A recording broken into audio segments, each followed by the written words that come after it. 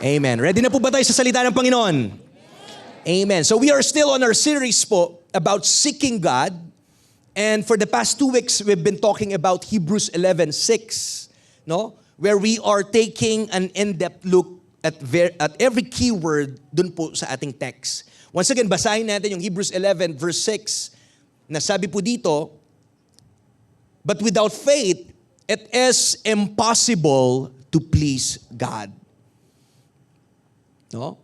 It is impossible to please Him, for he who comes to God must believe that He is, and that He is a rewarder of those who diligently seek Him. Sa Tagalog po, at kung walang pananampalataya, ay hindi maaaring kalugdan ng Diyos, sapagkat ang sino mang lumalapit sa Kanya ay dapat sumampalatayang may Diyos at Siya ang tagapagbigay, gantimpala, sa mga masigasig na humahanap sa Kanya.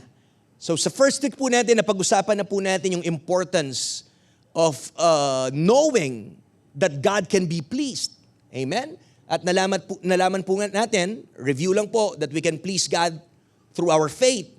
And last Sunday, no, ay sa lahat daw po ng lalapit, for everyone who comes to God must believe that God is, or that must believe that God exists. Maniwala tayo sa Diyos. Amen. And pinagpiestahan po natin yung word ng Panginoon last Sunday, kung paano tayo mag-move from second-hand faith na maging personal faith po ito. And nandito na po tayo sa part ng Hebrews 11:6 doon sa sinasabi po ng text, "And He is a rewarder of those who diligently seek Him." Again, doon po tayo magfo-focus ngayon, and He is a rewarder of those who diligently seek Him. I will divide po this sermon into 2 parts. Today, I will be talking about the importance of seeking God diligently. And next Sunday po, we will go into the rewards of seeking God. So join me this morning as we talk about seeking God diligently. Amen. Can you say that with me? Seeking God diligently. Amen. Sabi po kanina dun sa Tagalog, no, sa mga masigasig na humahanap sa Kanya. No? I believe that this word is a now word po sa atin, and hindi po ako magdadalawang isip na paalalahanan ang bawat isa po sa atin sa kahalagahan ng pagsisik sa Panginoon, because I believe that we are living in the last days. Sabi po ng Bible, these are dangerous times, perilous times, critical times, no? Sabi po niya sa 2 Timothy chapter 3 verses 1 to 5. At dyan pa lang po sa title nito. Sabi niya, many people will stop loving God. That's why we need to be reminded over and over and over and over and over again. Hello? Sino po dito na-appreciate yung word ng Panginoon? Amen. Ang sarap po. Alam mo yun, na pumupunta tayo dito, meron tayong seeking heart. Dahil po pag hinahanap natin yung Panginoon, sabi ng Bible, masusumpungan po natin siya. And this is the best time na tayo po ay mag-seek sa Panginoon. Tama po ba? No? Ito po yung best time na lumapit po tayo sa Panginoon. Dahil sabi po ng text na ito, remember this, there are some terrible times coming in the last days. Tingnan niyo po gano'n nakagrabe yung mundo natin ngayon.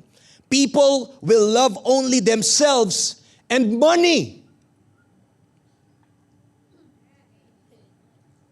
They will be proud and boast about themselves. They will abuse others with insults. They will not obey their parents. They will be ungrateful and against all that is pleasing to God. They will have no love for others and will refuse to forgive anyone. Grabe. Kung meron dito, matagal ka naman hindi pa pinapatawad, halak ka. Magpatawad ka na. They will talk about others to hurt them and will have no self-control. They will be cruel and hate what is good. People will turn against their friends. They will do foolish things without thinking and will be so proud of themselves. Look at this. Instead of loving God, they will love pleasure. They will go on pretending to be devoted to God, but they will refuse to let that devotion change the way they live. Grabe. Sabi po dito, stay away from these people. Hindi po natin pwedeng sabihin, ay pastor, sila yan, hindi ako yan. We need to listen carefully. At tingnan natin, let's look at the Word of God as a mirror. At mag-pause muna tayo for a while. Meron ba sa mga nasabi na nakikita ko yung sarili ko dyan? Siguro kailangan nating mag-ingat. Dahil yung susi po para makalaya tayo ay maging humble po tayo.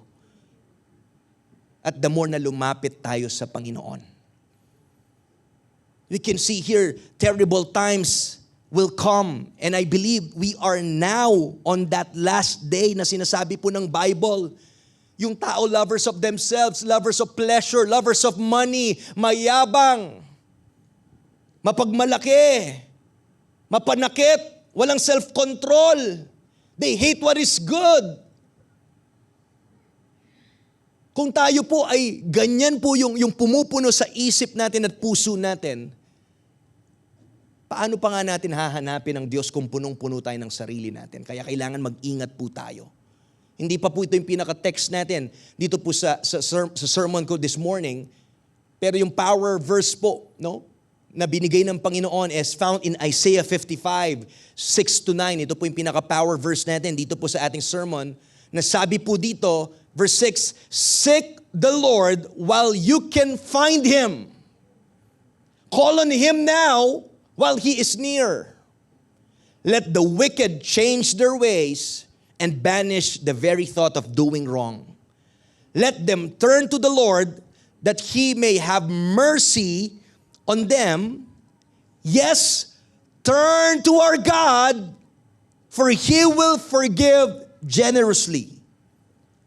My thoughts are nothing like your thoughts, says the Lord, and my ways are far beyond anything you could imagine. For just as the heavens are higher than the earth, so my ways are higher than your ways, and my thoughts higher than your thoughts. Pinagpala na po yung salita ng Panginoon. Gusto ko po magsimula by simply, pwede po kaya, to illustrate this, pwede po kaya tayong mag-imagine, imagine that you only have 1 hour in which you could pray. Bigyan ko po kayo ng senaryo, paano po kung meron ka na lang natitirang 1 oras sa buhay mo para manalangin? Hindi ko po sinasabi na, hindi ko minimin na yung 1 oras na tagal sa pananalangin mo araw-araw. I'm not talking about that. Imagine, 1 oras na lang ang natitira sa buhay mo para ikaw ay manalangin. Sa kaso pong iyon, if that were the case, only 1 hour to seek the Lord, ano po kayang gagawin natin? Would you squander that hour? Would you waste it with thoughtless mutterings? Or would you treasure that hour of time, making certain everything you've always wanted to say to the Lord would get said? Again, anong gagawin mo sa 1 oras na lang? Sasayangin mo ba yung 1 oras? O you will make sure na lahat ng gusto mong masabi sa Diyos ay maisasabi mo? Tama po ba? Church, what does it mean to seek the Lord? Alam niyo po, ang katotohanan, most of us, ang dami po nating oras para isik natin ang Diyos. Mas marami pa po dun sa example ko, hindi lang 1 hour. But actually, we have a lifetime, the lifetime, no? We have a lifetime para po isik natin ang Panginoon. Pero nakakalungkot po na meron tayong lifetime para po lumapit tayo at hanapin natin ang Diyos. Pero ang katotohanan, kung titingnan po natin at pagsasama-samahin lahat ng oras na ginugol natin sa paglapit sa Panginoon ay napakakaunti lamang po. Hindi tayo lumalapit sa Panginoon sa pamamaraan na dapat tayong lumapit. We just come to God. That's the sad thing. We just come to Him whenever we want it and whenever we need it. Hello? Yan po yung nakakalungkot na iniisip natin, we all have the time in the world. But right now, Pastor, sorry, I'm just busy. Maybe I'll find another time. Next time. At sino nagsasabing meron pang next time? Nakaka-next time mo ay hindi mo na masik ang Diyos. Hello? Dito po sa text natin, in Isaiah chapter 55,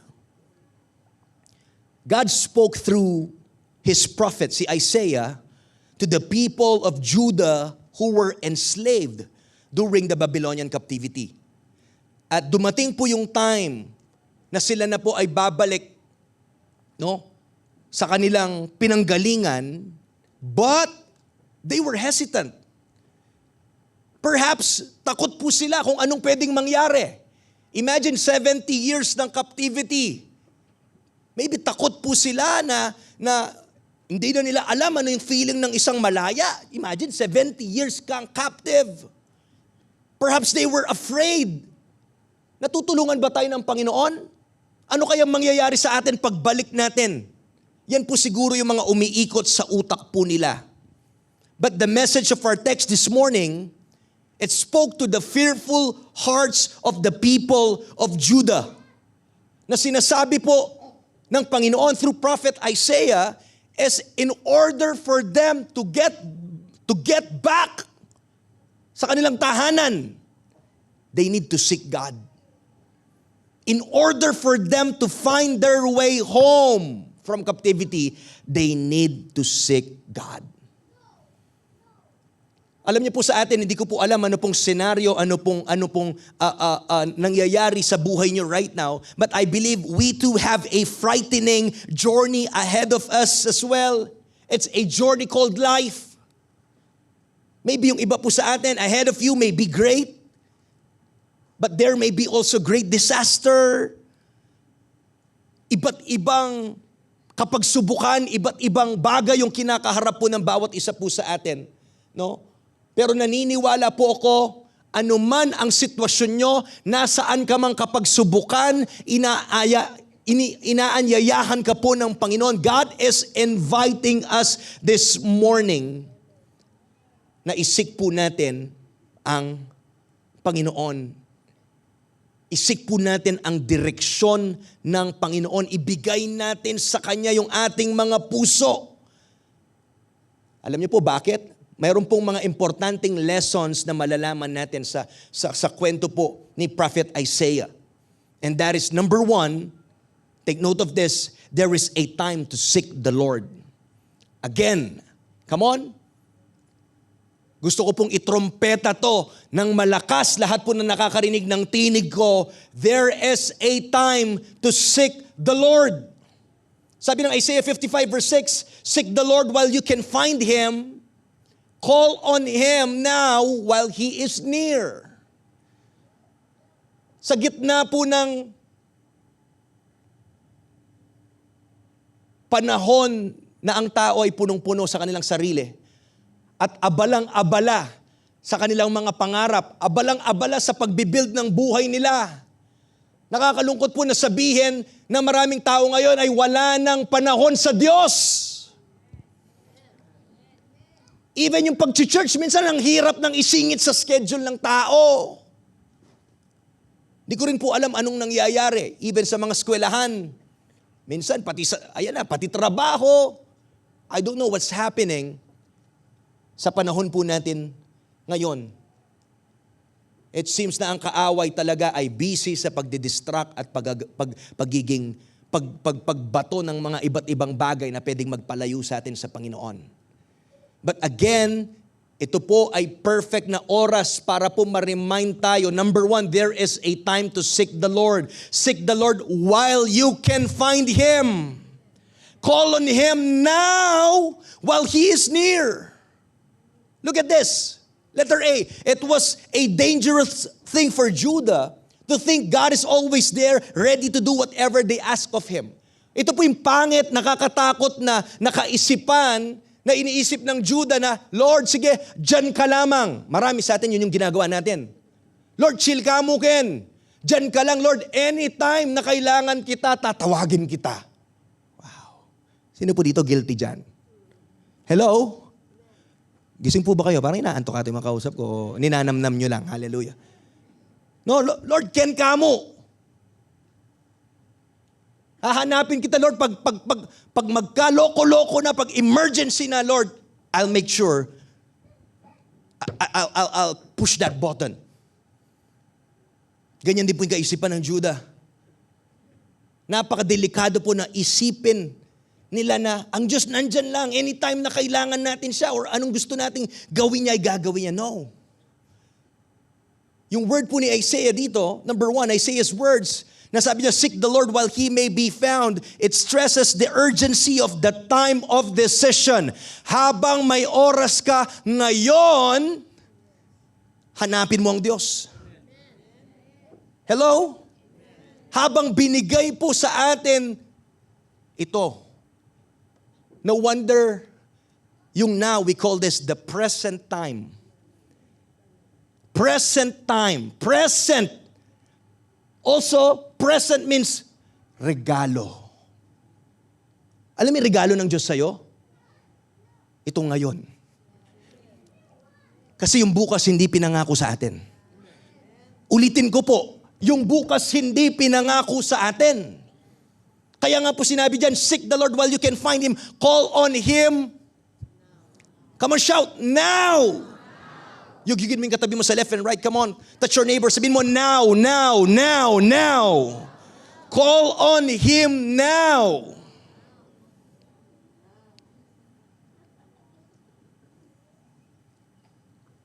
Church, it isn't that God is hidden. Pastor, bakit hanapin natin siya? Nawawala ba yung Diyos? Nakatago ba yung Diyos? It isn't that God is hidden and can only be found ngayon lang, but it is that He can only be found when our hearts are inclined to look for Him. Kaya nga kanina pa natin sinasabi yung importansya ng meron kang seeking heart.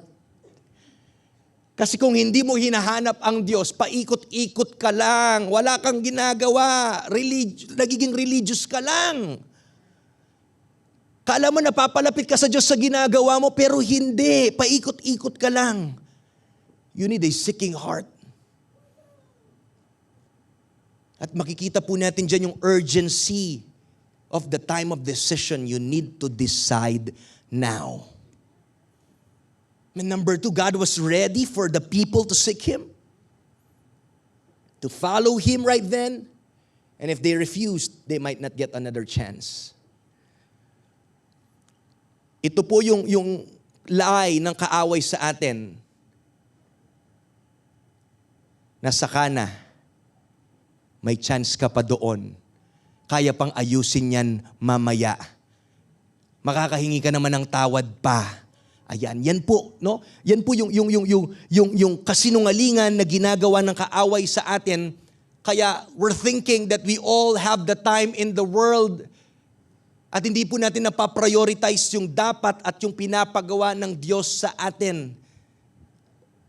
At nakakatakot po na one day, actually, minsan mahirap, hindi mo na malaman na wala na pala yung oras mo dahil you'll never know pag dumating yung time na wala ka na dito. Di mo na alam yun eh. na naubos na pala yung oras mo. At mahirap po, nakaka-wait natin sa Panginoon. Alam niyo po yung buhay natin, look at this, yung buhay natin parang exam lang yan na sinasabi ng teacher, meron siyang oras at sasabihin niya, time is up. Di ba sa eskwelahan ganyan? Sino po dito nakaranas sa mga ganyan? No? I remember nung nasa nursing kami, meron kaming subject sa lab where naka-time yung exam at may mga microscope at para kaming naglalaro, papasok ka sa lab, sisilipin mo, ganyan-ganyan, nakaturo dito, ano yun, oh, go! No? So pag naubos yung oras mo, naiwan ka pa doon, wala na. Pag sinabing wala na oras, time's up. Next. Katulad po nun, may mga times sa buhay natin, believe it or not, kala mo babalik pa yung chance, pero minsan hindi natin masasabi yun. Na pag dumaan yung pagkakataon, dapat po ready tayo. Tama po ba? That's letter A. Pangit po, palitan natin yung kaisipan po na yan. No? Kasi po, sinasabi na po ng Panginoon through Prophet Isaiah na habang may oras pa, mag-seek na sila sa Diyos. And letter B, procrastinating on the decision to seek God, to turn to Him is a dangerous thing. Again, the Rock City Church, wag mo nang i-procrastinate pa yung oras na binibigay na ng Panginoon. If God is calling you right now to seek Him, kalimutan mo yung sarili mo, buhatin mo yung krus mo, maglingkod ka na, isuko mo na yung buhay mo, lumapit ka na, ano man po yung pinapagawa ng Panginoon, wag mo nang i-procrastinate ang desisyon na yan to seek God. Hello? Number one, when God is prompting your heart, the opportunity for response must be seized at once. Kapatid, wag mo nang palampasin to. Sabi ng salita ng Panginoon, if you hear God's voice, harden not your heart. Pag narinig mo yung tinig ng Diyos, yung boses ng Diyos, wag mo nang patigasin pa yung puso mo, isuko mo na yan ngayon din sa Panginoon. You know why? Kasi hindi mo kayang manalo against God. Hindi natin kayang manalo. Huwag ka nang makipagtalo pa sa Diyos. Huwag ka nang magmagaling pa sa Diyos. Huwag ka nang makipagrason pa sa Diyos. Come on. He is all powerful. He is a wise God. And the easiest way to do is to trust Him. To surrender everything to Him. To seek Him. To turn to Him. Si Apostle Paul po, he wrote to the Corinthians and reminded them in 2 Corinthians 6 verse 2, for God says, at just the right time, I heard you. Grabe. At the right time, I heard you. On the day of salvation, I helped you. Yan ang Diyos natin. Kung ikaw ay tatawag sa Kanya, kapatid, available ang Panginoon. Indeed, the right time is now. Today is the day of salvation. Ngayon din po ang araw, not tomorrow. Tama po ba? Letter C, do not presume that you will always have the ear of the Lord. Seek His face now while there is still time. Halos pare-pareho na po yung meaning na sinasabi nito. Hallelujah. Di pwedeng hindi po natin mag-gets to. No? Huwag kang magmayabang, huwag mong isipin. Okay, marami pa akong oras, bata pa ako, saka na lang yung pagseseryoso na yan kay Lord, saka na yung mga bagay na yan. No. There is a time to seek the Lord, and that time is now. Huwag po nating Huwag tayong pumatol sa anuman pong binibigay ng mundo para po tayo'y mapalayo sa Panginoon. Hallelujah. Tama po ba? So number one, there is a time to seek the Lord. Number two po, is there is a way to seek the Lord. Isaiah 55 verse 7, sabi po dito, let the wicked change their ways and banish the very thought of doing wrong. Let them turn to the Lord that He may have mercy on them. Yes, turn to our God, for He will forgive generously. Sabi po ni Isaiah told His people that they must come to the Lord in repentance. Alam niyo po, ang Diyos, He is a loving God. But let us also not forget that He is a just God. Mahal niya po tayo, pero kailangan natin maintindihan, siya ay Diyos na, ano yung just na Tagalog? Ano po?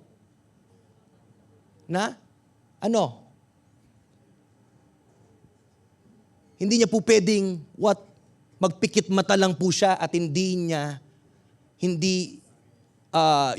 what I'm saying is, meron pong consequences pa rin lahat ng mga desisyon at actions na gagawin mo. At sa rule po, sa kingdom ng Panginoon, hindi niya pwedeng i-shield ka sa mga consequences na yan. Darating at darating po yan sa atin. Hindi natin matatakasan yan, ganun po ka-just ang Diyos. Hello? At ang pamamaraan para isik natin ang Diyos ay lumapit tayo sa Kanya na may puso po na humingi ng tawad. At ang way pong yun, number 1, sabi po ni Isaiah, they were to turn away from their lives of selfish motivations and sin. Ito po yung oras na magpaka-selfless na po tayo. Ito po yung oras, come on. I pray that through the preaching of God's Word, ay magkaroon po tayo ng conviction sa puso natin that whatever we are doing in the dark, na iniisip mo na walang nakakaalam, darating po yung time, marireveal din po lahat ng bagay na ginagawa natin sa dilim. At ang kaaway ay gusto niya yan na itago lahat yan sa dilim kasi dyan siya gumagalaw. Nandiyan po ba tayo? We cannot please God and at the same time meron tayong ginagawa sa dilim. Can I hear an amen to that? We cannot come to God by faith and please God. Living a double life. Now is the time. Hindi ko sinasabi to for you to have, alam mo yun, matakot ka sa Panginoon, huwag ka nang lumapit. This is the best time na tumakbo ka papalapit sa Panginoon because our Father is a loving Father. He is a gracious Father. Come on. At kagaya po ng prodigal son, siya pa po yung tumatakbo para yakapin ka at patawarin ka. So turn away from that life of selfish motivation and sin. And number 2, they were to actively turn their lives over into the hands of the living God. Isuko mo na, isurrender mo na, wag na ikaw yung magpaka-Diyos dyan sa sarili mong buhay. Hindi mo alam kung anong best sa'yo, maniwala ka. Hindi mo alam anong maganda para sa'yo. Hindi mo alam kung saan talaga. Maraming plano ang tao sa amin ng Bible, pero ang plano po ng Diyos ang matutupad bandang huli. Kahit yung iniisip mo na best na para sa buhay mo, wala pa rin po yan sa best ng Panginoon para sa'yo. Hallelujah! So pati natin isuko sa Panginoon. Do we think na mas matalino pa tayo sa Diyos? Do we think na mas magaling ka pa sa Diyos? Mas alam pa natin sa Diyos? Come on, hindi po. And let there be the way of repentance, of turning from our sin to a holy God is a way pleasing to the Lord. Yan po dyan napiplease ang Diyos. Marami pong mga Iba't ibang klase ng gospel ngayon, like the mga sumisikat na prosperity gospel na sinasabi, wala nang need na mag-confess, hindi na kailangan na lumapit ka sa Panginoon, hingi mo ng tawad dyan, pinatawad na ng Panginoon yan, sige, ganyan. Alam mo yon, parang what they're preaching is yung meron lang isang Diyos na nakatingin sa'yo at talagang nakangiti na kahit anong gagawin mo ay talagang tuwang-tuwa sa sa'yo. Talaga ba? Hindi po natin may kakila. Again, God is a just God. He will not allow yung sin to go unpunished. Again, the way of repentance, of turning from our sin, talikuran po natin yung ating kasalanan, at lumapit sa banal na Diyos, yan po ang bagay na nakalulugod sa Panginoon. Church, hear the word of the Lord. Huwag ka na magpatumpik-tumpik pa. Huwag mo nang patagalin pa to. Huwag ka nang magmatigas pa sa Panginoon. God is reminding you right now. Gusto mong mag-breakthrough ngayong taon? Gusto mong tuluyan na mamayagpag yung buhay mo ngayong taon? Talikuran mo yung kasalanan. Isuko mo yung buhay mo, lumapit ka sa Panginoon. Number 1, letter B, He desires our fellowship and He wants us to know His love. Di po tayo tinutulak ng Diyos palayo. Actually, ginagawa niya lahat from the very start para po mailapit tayo sa Kanya. Gusto niyang iparanas sa atin ang Kanyang pag-ibig. Number 2, but as long as we walk outside of His will, as long as our own hearts rule our lives, we cannot know His peace or His purpose. Kung tayo daw po, as long na tayo po ilalakad outside ng Kanyang kalooban, as long as our own hearts, na tayo po, yung sarili natin yung nakaupo sa trono ng ating mga puso, hindi mo malalaman ang purposes ng Panginoon at wala kang kapayapaan. Hello? There are a lot of people right now, they are seeking how to be happy, how to have a blessed life. Paano ko magagawa itong ganito? Kala natin lahat puro material yung solusyon sa problema natin.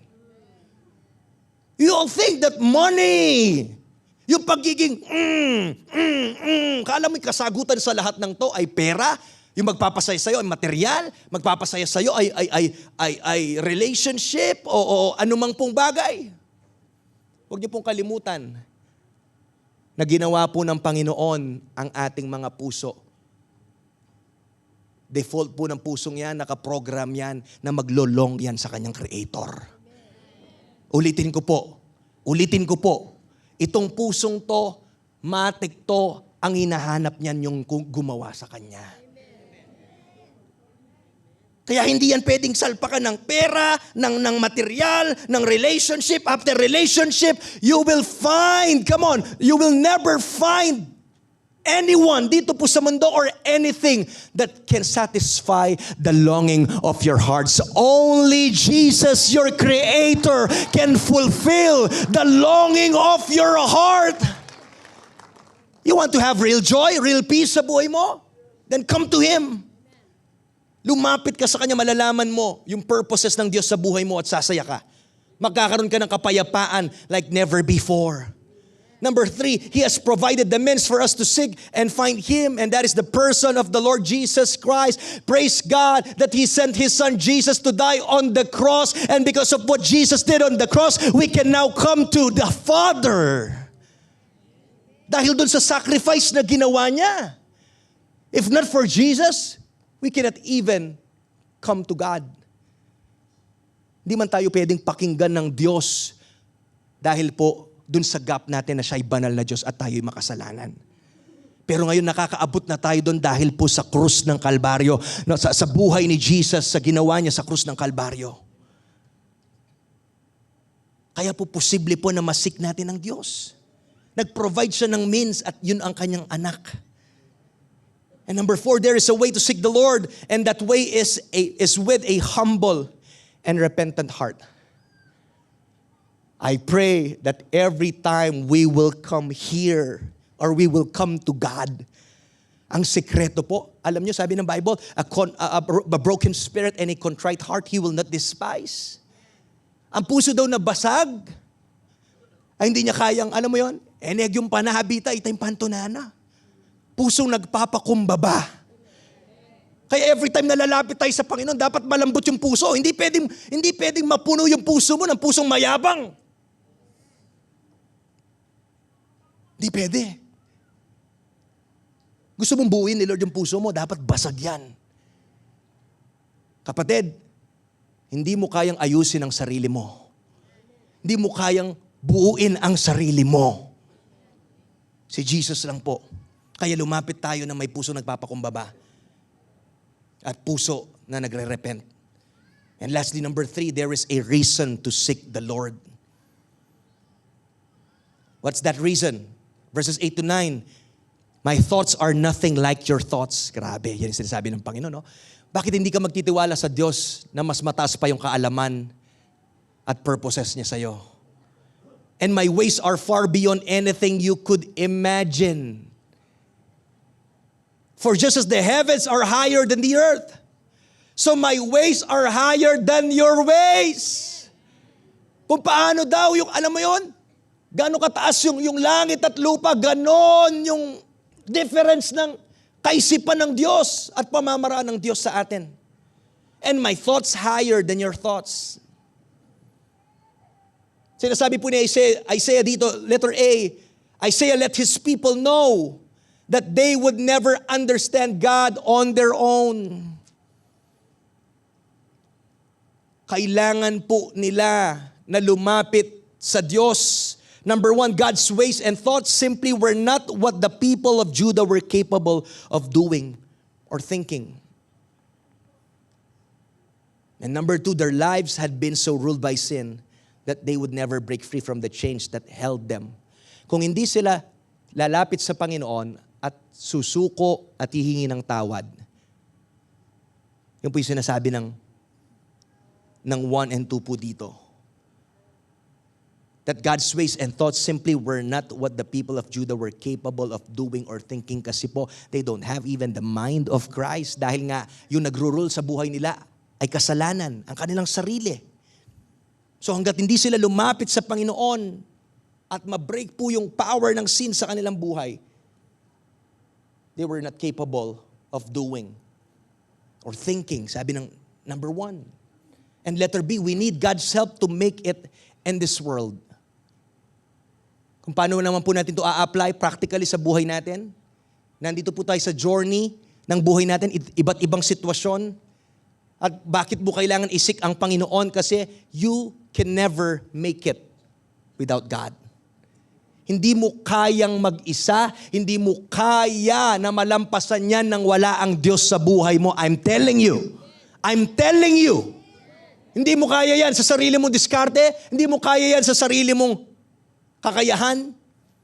Kailangan mo ang Diyos. Hello?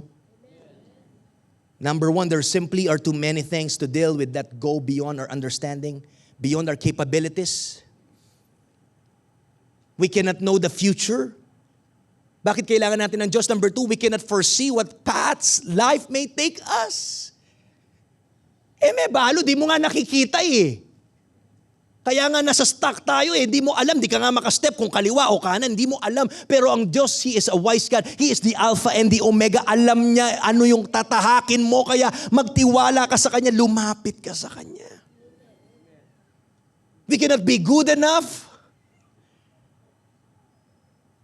wise enough, caring enough to please a holy and perfect God. Kahit po yung sarili nating kabanalan sa harapan po ng Diyos, wala pa rin po yan. Kung hindi sa ginawa ng kanyang anak na si Jesus sa krus, wala po talaga tayong chance. We cannot be good enough, wise enough para ma-please. Wala tayong magagawa actually para ma-please natin ang banal na Diyos. And letter C, Lastly, without God's forgiveness, without His grace, we will simply struggle in our efforts. Kaya ang unang-una, kailangan mo munang makipag-isa sa Diyos eh. Kung hindi ka sa side ng Diyos, kalaban ka ng Diyos. At kung alam mong di ka mananalo sa Diyos, then you need to surrender and raise the white flag and say, Lord, I surrender my life to you. Ikaw na yung maging Diyos ng buhay ko. Ikaw na yung susundin ko simula sa araw na ito. Gusto mong makalagpas sa anumang kapagsubukan dito sa buhay? Number one, the source of our strength as believers lies in God's grace.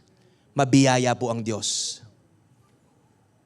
And we live victoriously not through self-exertion or will or power or any self-effort. We live victoriously only, number three, when our lives are in the hands of God. Only as we actively seek the Lord. Again, we live victoriously only when our lives are in the hands of God. Hayaan mo, kapatid, na hawakan ng Diyos ang buhay mo if you want to be victorious. Kaya number 4 po, there is a reason to seek the Lord because we can't succeed in this life without Him. Amen po ba? We have so much to be grateful for in our lives, church. The fact that God allows us to seek Him, to call to Him, is a great gift and it's a regalo na po ng Diyos na tayo'y tawagin niya at anyayahan niya na hanapin mo ko. Malugod siya po yung Ginoo. Awsana ka. Keninak. Awsan mo ko. Lumapit ka. Hanapin mo ko. So let us not be negligent, church, in coming to the one who has offered us these gifts. Ngayon po, alam na natin, we know today when we ought to seek the Lord. And the answer is right now. We know today how we ought to come to Him, and that is in repentance and with humility. And lastly, we know why to come to Him, because we need Him desperately.